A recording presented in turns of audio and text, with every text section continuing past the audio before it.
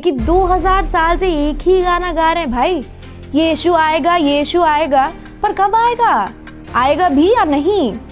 तो कह रहा है ये बात दुनिया में किसी भी ग्रंथ में नहीं लिखा गया है, बाइबल में भी नहीं। दिक्कत यही है कि ईसाई अपना ग्रंथ खोलकर पढ़ते नहीं हैं। मैं आगे वीडियो में आपको बाइबल से पढ़कर बताऊंगी यीशु का सेकंड कमिंग कब होगा। आपको बाइबल से पढ़कर बताऊंगी यीशु का सेकंड कमिंग कब होगा। नमस्कार, जय मसीह की। प्रभु यीशु मसीह में आप सबों को हमारे इस चैनल में स्वागत करते हैं। मसीह मेरे प्रियो, आज का वीडियो थोड़ा सा स्पेशल होने वाला है। आज के हम इस वीडियो में एक दीदी के बारे में हम बताएंगे जिन्होंने बाइबल को बहुत ही गलत तरीके से उन्होंने प्रस्तुत किया है। एक यूट्यूबर है जिन्होंने प्रभु यीशु मसीह का पुनर्आगमन को लेके जिन्होंने बातें की है, उनके जो उनके वीडियो को लेकर उन्होंने बाइबल को गलत व्याख्यान किए हैं। सो उसका जवाब हम आज के इस वीडियो में देंगे। तो चलिए आज के इस संदेश को शुरू करते हैं। इससे पहले कि मैं अपना संदेश शुरू करूं, पहले हम उस दीदी का जो जवाब उन्होंने बाइबल से दिया है, बाइबल से जो दीदी ने बातें की है, पहले दीदी की बात को सुनते हैं। ये बंदा भी हर पादरी के तरह लोगों को यीशु का सेकंड कमिंग के बारे में कहकर डरा कर धर्मांतरण तो कर लिया, पर बाद में जब भेड़ पूछ रहे हैं कि 2000 साल से एक ही गाना गा रहे हैं भाई, यीशु आएगा, पर कब आएगा, आएगा भी या नहीं। तो कह रहा है ये बात दुनिया में किसी भी ग्रंथ में नहीं लिखा गया है, बाइबल में भी नहीं। दिक्कत यही है कि ईसाई अपना ग्रंथ खोलकर पढ़ते नहीं हैं। मैं आगे वीडियो में आपको बाइबल से पढ़कर बताऊंगी यीशु का सेकंड कमिंग कब होगा। दीदी का नाम है श्री चंद्रशेखर। श्री चंद्रशेखर ये दीदी का नाम है और ये दीदी का काम है बाइबल के वचनों को गलत तरीके से प्रस्तुत करके लोगों को उल्टी फुल्टी शिक्षाएं देना और लोगों को भ्रमित करना इनका काम है। एक बात आपने गौर किया होगा, ये जो दीदी है एक भाई के जो वीडियो को लेकर उनके जवाब दे रही है। तो वो भाई ने क्या कहा, पहले उनकी थोड़ा सुनते हैं। पहले उस पास्टर का वीडियो को देखते हैं, फिर बात करेंगे। क्योंकि बहुत सारे आप में से भाई बहनें जो हमारे पास कमेंट करते हैं, भाई बहन लोग, उनमें से बहुत सारे लोगों ने ये कमेंट मेरे पास किया है कि भाई आप अपने हर वीडियो में कहते हैं यीशु मसीह आने वाला है, यीशु मसीह आने वाला है। तो वो यीशु मसीह कब आएगा? 2000 साल हो चुके हैं यीशु मसीह को पृथ्वी से गए हुए, अभी तक यीशु मसीह नहीं आए हैं। तो आएंगे भी कि नहीं आएंगे? तो आज मैं इस वीडियो के माध्यम से आपको बताने वाला हूं कि यीशु मसीह कब आएगा। मैं आपको एक बात बताऊं, यीशु मसीह के आने का जो समय और तारीख, जो डेट है ना, वो दुनिया की किसी भी किताब में लिखी हुई नहीं है। यहां तक कि बाइबल में भी इसके बारे में नहीं लिखा गया है कि यीशु मसीह का आगमन कब होगा, कौन से दिन होगा, कौन से सन में होगा, कौन सा समय होगा, घड़ी कौन सी होगी, ऐसा कुछ भी नहीं लिखा गया है। सिर्फ उसके आने के समय के विषय में भविष्यवाणी की गई है और बताया गया यीशु मसीह के आगमन से पहले क्या क्या घटनाएं होंगी। आपने देखा कि किस तरह से उस भाई ने कहा कि बहुत सारे ऐसे जो मसीह भाई बहन है जिन्होंने सवाल किया है। तो सबसे पहले मैं आप लोगों को बताना चाहूं कि ये सवाल अभी नहीं, बाइबल में पहले भी किया गया था। मैं आप लोगों को बाइबल से मैं दिखाऊंगा। दूसरा पत्रस 3 अध्याय उसका 4 वचन, वहां पर लिखा गया है, और कहेंगे उसके आने की प्रतिज्ञा कहां गई, क्योंकि जब से बाप दादे सो गए हैं सब कुछ वैसा ही है जैसा सृष्टि के आरंभ से था। यहां पर हम देखते हैं कि लोग सवाल कर रहे हैं कि उसकी आने की प्रतिज्ञा कहां गई। प्रभु ने कहा था कि वो आएगा, फिर से एक बार वो आएगा हमें लेने के लिए, उसकी प्रतिज्ञा कहां गई? जैसे सृष्टि के प्रारंभ में था अब भी वैसा है। हमारे बाप दादे सब सो गए लेकिन अभी तक प्रभु नहीं आया, ऐसा कहेंगे। सो ऐसा सवाल कौन करेगा? ऐसा सवाल कौन करेगा उसको हम देखते हैं। दूसरा पत्रस 3 अध्याय 3 वचन। देखते हैं कि ऐसा सवाल कौन करता है। पहले यह जान लो कि अंतिम दिन में हंसी ठट्ठा करने वाले आएंगे जो अपने ही अभिलाषाओं के अनुसार चलेंगे। जो लोग ये सवाल करेंगे कि प्रभु का आगमन कहां हो रहा है, पृथ्वी जैसे प्रारंभ में था अभी भी वैसा है, हमारे बाप दादे सो गए लेकिन फिर भी प्रभु नहीं आया, ऐसे सवाल कौन करेगा? सो ऐसा सवाल वे करेंगे जो हंसी ठट्ठा करने वाले और अपने ही अभिलाषाओं में जो मगन रहेंगे, वो लोग ऐसे सवाल करेंगे, क्योंकि वे वचन को नहीं पढ़ेंगे। उनको वचन के साथ उनका कोई तालमेल नहीं रहेगा, वचन के आधार पे उनका जीवन नहीं होगा। वो हंसी करने वाले, ठट्ठा करने वाले और अपनी अभिलाषाओं में फंसे रहने वाले, क्योंकि जो वचन पढ़ते हैं वो ऐसा सवाल नहीं करते हैं। ठीक है, तो ऐसा सवाल ही करना गलत है। तो ऐसे लोगों का सवाल का जवाब देना ही गलत है, क्योंकि वो वचन तो पढ़ेंगे नहीं, वो कहीं से सुन लेंगे, कहीं से कुछ किसी बड़े लोगों का, प्रचारक लोगों का, कोई प्रोफेट का लोगों का वो सुनेंगे, सुनने के सुन के क्या करेंगे, वो सवाल करते रहेंगे। सो उनको जवाब देना ही मूर्खता है, क्योंकि उनको आप जवाब दोगे तो भी उनका दिमाग में कुछ घुसेगा नहीं। सो ऐसे लोगों को जवाब देना भी मूर्खता है ना, क्योंकि जो मसीह में है, जो सच में प्रभु पर विश्वास करते हैं, वो लोग ऐसा सवाल नहीं पूछते हैं, क्योंकि वचन पढ़ने के बाद प्रभु उनको सभी बातों को समझाता है। सो इसलिए बार बार मैं कहता हूं कि हमको वचन के स्पर्श में रहना है, वचन को पढ़ना है, वचन को गंभीरता से लेना है। अगर हम वचनों को पढ़ेंगे, वचन को गंभीरता से लेंगे, तो हम ऐसे सवाल नहीं पूछेंगे। और ऐसे सवाल यदि आएगा तो वचन को पढ़ने के बाद यदि कुछ सवाल आता है तो उन लोगों को जवाब देना जायज है, क्योंकि उनको अगर हम समझाएंगे तो वो समझ सकते हैं। तो ऐसे सवाल पूछेंगे कौन? वे लोग जो अपनी अभिलाषाओं में फंसे हैं, जो हंसी ठट्ठा करने वाले हैं, वो लोग ये सवाल करेंगे। तो दीदी, ये आज की बात नहीं है, आज लोग सवाल नहीं कर रहे हैं, उस समय भी लोग सवाल करते थे। और वो सवाल करने वाले लोग कैसे हैं, मैंने पवित्र शास्त्र बाइबल से आप लोगों के सामने दिखाया है। दिक्कत यही है कि ईसाई अपना ग्रंथ खोलकर पढ़ते नहीं हैं। मैं आगे वीडियो में आपको बाइबल से पढ़कर बताऊंगी यीशु का सेकंड कमिंग कब होगा। तो पहला यूहन्ना अध्याय 2 वाक्य 18 में लिखा है, प्रभु में नए जन्म शिशुओं, यह अंतिम समय है। और ठीक जैसा तुमने सुना ही है कि मसीह विरोधी प्रकट होने पर इस समय भी अनेक मसीह विरोधी उठ खड़े हुए हैं, जिससे यह साबित होता है कि यह अंतिम समय है। तो 2000 साल पहले ही अभी वो समय है कह रहा था बाइबल। यीशु विरोधी लोग बहुत आगे हैं, तब आया नहीं।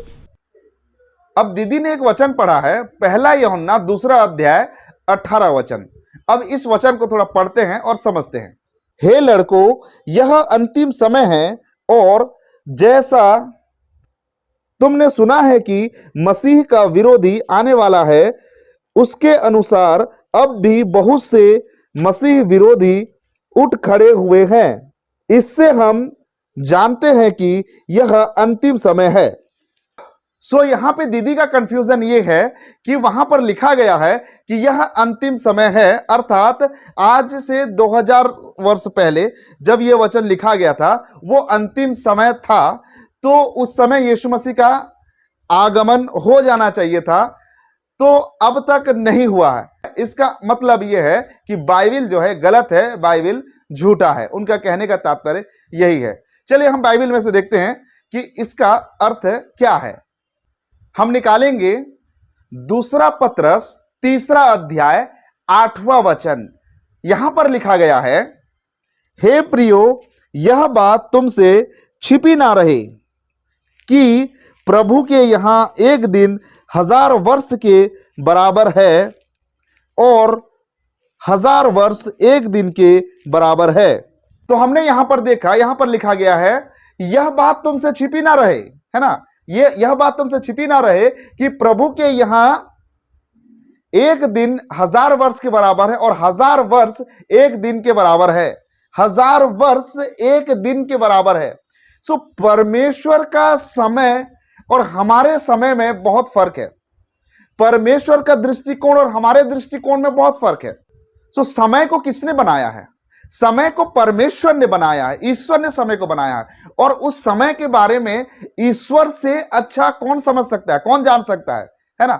हमको ऐसा लगता है 1000 साल हो गए, 2000 साल हो गए, लेकिन वो ईश्वर को मालूम है ना कितने साल हो गए, कितने, उसके लिए शायद 1000 वर्ष एक दिन के बराबर है। तो अभी उस हिसाब से देखा जाए तो अभी 2 ही दिन हुए हैं, 2 ही दिन, है ना, 2 ही दिन बस हुए हैं उसके हिसाब से देखा जाए तो। सो परमेश्वर को हम अपने सीमित बुद्धि में समझने की कोशिश ना करें, है ना। मूसा ने परमेश्वर से कहा कि हे प्रभु, हे परमेश्वर, तू मुझे बता कि मैं जब फिरौन को जाऊं तो मैं तेरा क्या परिचय दूं।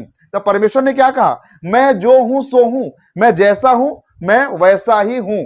अब मैं कैसा हूं ये तुझे मैं बता नहीं सकता, क्योंकि परमेश्वर जो है सो है। अब परमेश्वर कैसा है वो हमारे सीमित बुद्धि में उतनी जगह नहीं है, उतना स्टोरेज नहीं है, हमारे बुद्धि में उतना विवेक नहीं है कि उस परमेश्वर की ईश्वरत्व को हम समझ सकें और उस ईश्वर को हम अपने दिमाग में कैद कर सकें। उतना कैपेसिटी हम मनुष्य में नहीं है।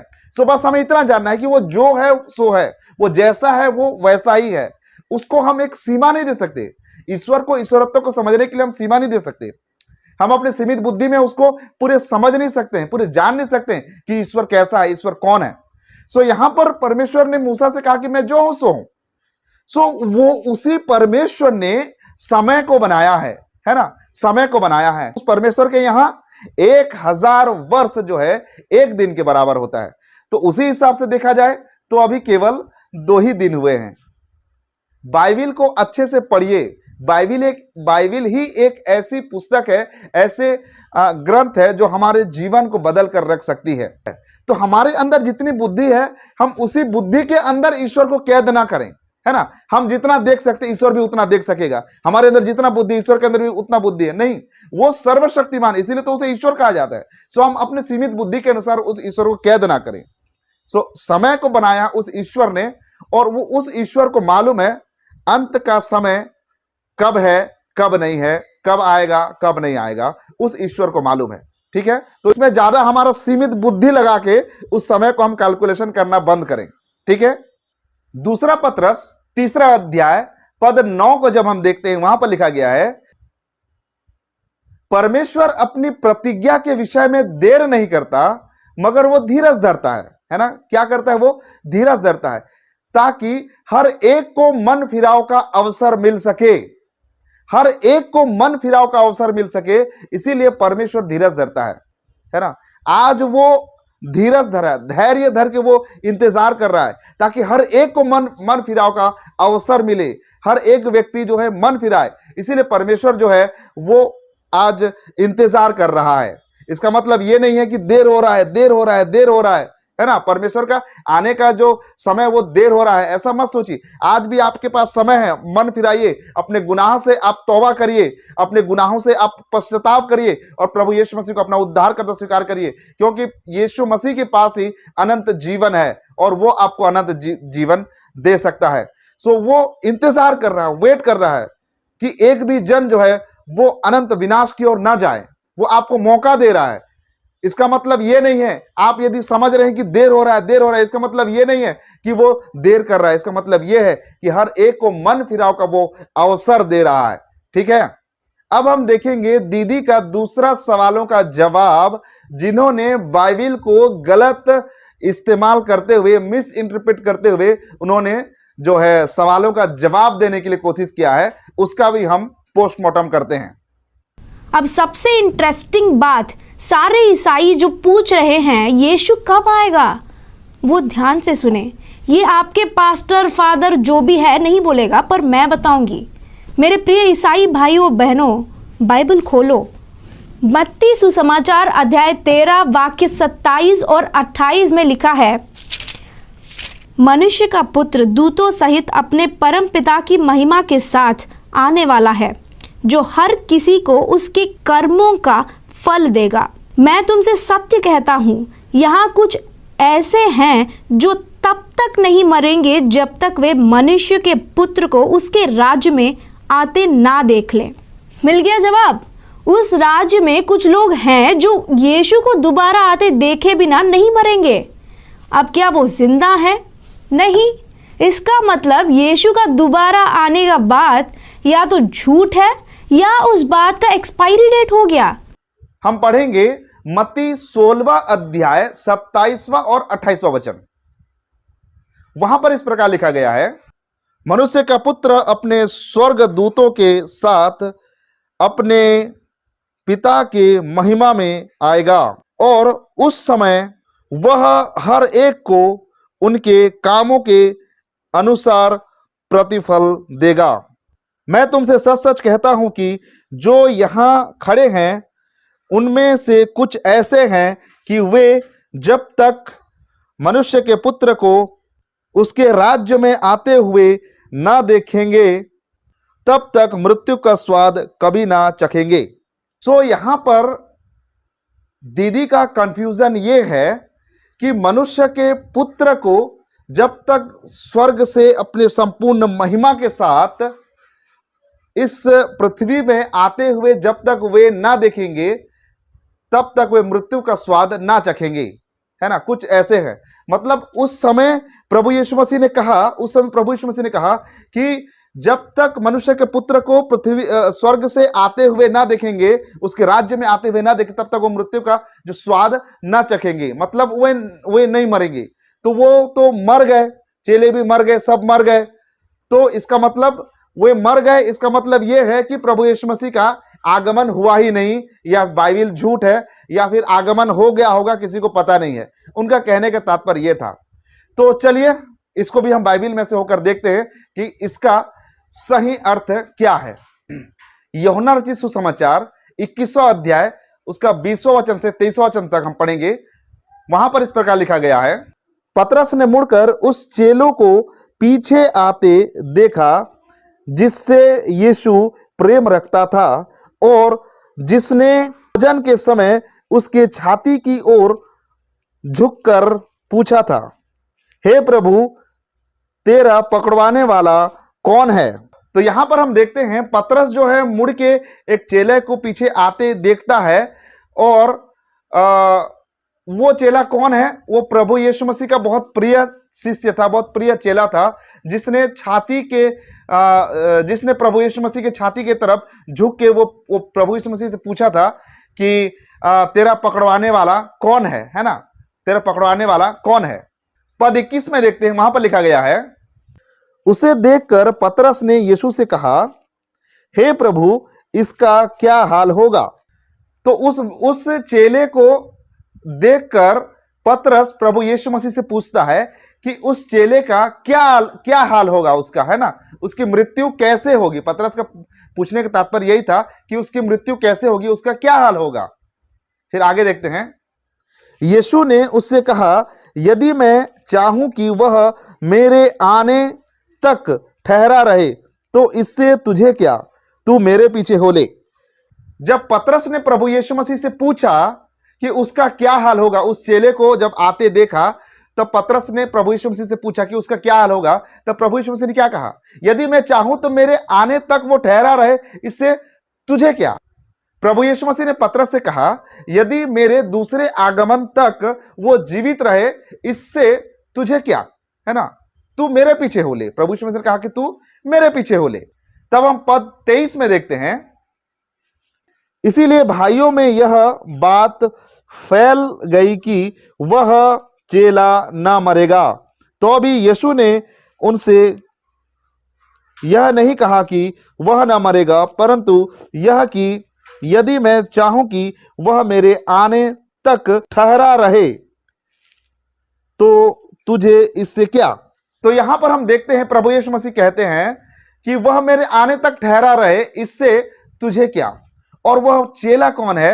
हम इसी पुस्तक को जब हम पढ़ते हैं तो वह चेला है यूहन्ना, स्वयं यूहन्ना।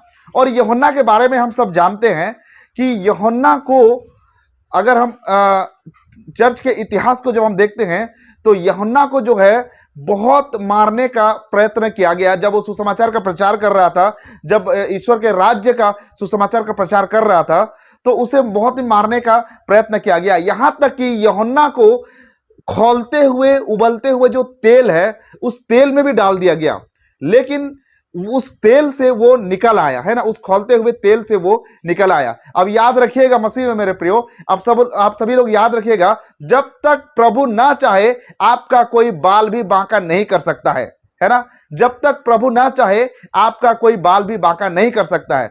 यूहन्ना को खौलते हुए उबलते हुए तेल में डाल दिया गया उसको मारने के लिए, लेकिन वहां से यूहन्ना निकल आया। जैसे यूहन्ना वहां से निकल आया तो यूहन्ना को क्या किया गया, उसको पनिशमेंट के लिए उसको जो है पतमुस नामक टापू में ले जाके उसको छोड़ दिया गया, ताकि वहां पर भूखे प्यासे तड़प तड़प के उसकी मृत्यु हो जाए, या फिर वहां का जो कोई जंगली जानवर है उसको खा ले और उसकी मृत्यु वहां पर वैसे हो जाए। तो उसको पतमुस नामक टापू में यूहन्ना को छोड़ दिया गया। और हम सभी लोग जानते हैं वहां पर परमेश्वर ने अपनी योजना के अनुसार वहां पे यूहन्ना को एक दिव्य दर्शन दिया, और उस दर्शन में हम जब प्रकाशित वाक्य के पुस्तक को पढ़ते हैं तो वहां पर हमको साफ रीति से पता चलता है कि यूहन्ना जो है एक दर्शन देखता है, और वो प्रभु यीशु मसीह के आगमन, प्रभु यीशु मसीह के पुनरागमन, उसके जो 1000 साल का जो राज्य, उस सभी बातों को वो दर्शन में देखता है। और दर्शन में देखने के बाद वो क्या करता है, वो पुस्तक में लिखता है, जो कि प्रकाशित वाक्य के जो पुस्तक है उस वहां पर हमको पूरा बात मिलता है। सो उन सभी बातों के होने से पहले उसकी मृत्यु नहीं हुई थी, उसने मृत्यु को नहीं चखा था।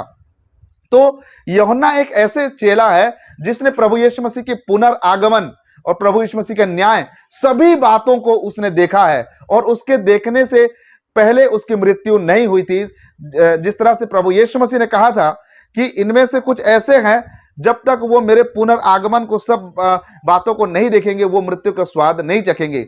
सो हमने यहां पर देखा कि यूहन्ना जो है तब तक मृत्यु का स्वाद नहीं चखा जब तक वो प्रभु यीशु मसीह को संपूर्ण महिमा सहित बादलों में से आते हुए ना देखे, उसको राज्य में प्रवेश करते हुए ना देखे, तब तक उसकी मृत्यु नहीं हुई थी। तो प्रभु यीशु मसीह ने संकेत करके यूहन्ना के बारे में प्रभु यीशु मसीह ने कहा था।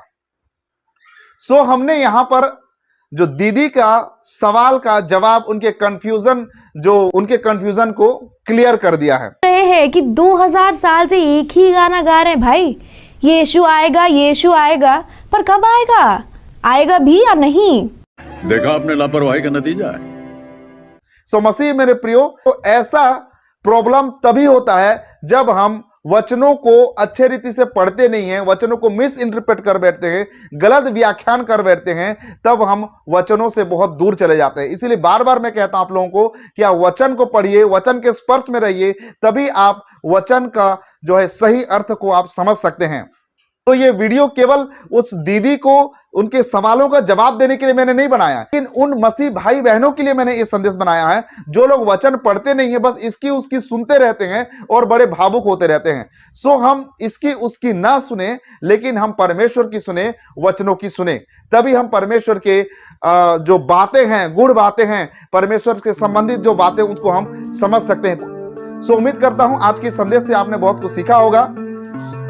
तो मिलते हैं एक नए वीडियो में एक नए संदेश के साथ। तब तक के लिए प्रभु आप सबको आशीष प्रदान करे। नमस्कार, जय मसीह की, गॉड ब्लेस यू।